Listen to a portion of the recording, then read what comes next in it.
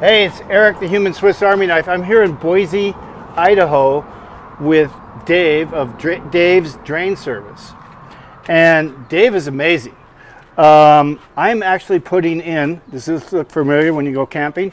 I'm having him put in a sewer drain attached to my house. So I don't have to go anywhere, and if I have guests over, they can take showers and do whatever they want. I don't care, because this is going to drop right in there and fit just like that. Okay, so why am I talking to you guys today?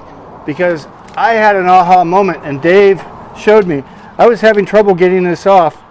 This is just so hard, and I grabbed my, you probably have maybe bought one of these, unless you're smarter than me.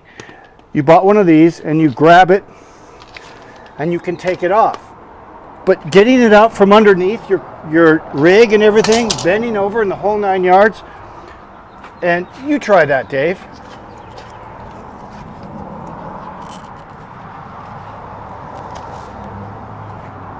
So, wait a minute, that was like by hand. So, yes.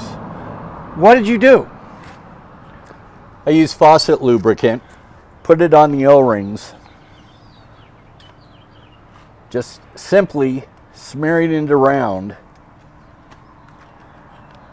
And faucet lubricant ends up not drying out. It's not like WD-40 or anything like that. So it won't harm, crack the rubber. Use it in plumbing all the time and faucets and what have you. This actually came from Moen out of one of their cartridges. And you guys are probably just going, that's insane, and you turn the video off and you're done. You got the information. Well, you actually do, but we're going to try it so you can see it. So there is a snap to it, and there is a little physical, but it's not as difficult as it was before. So get yourself a little lube, not for the trailer, but for the pipes.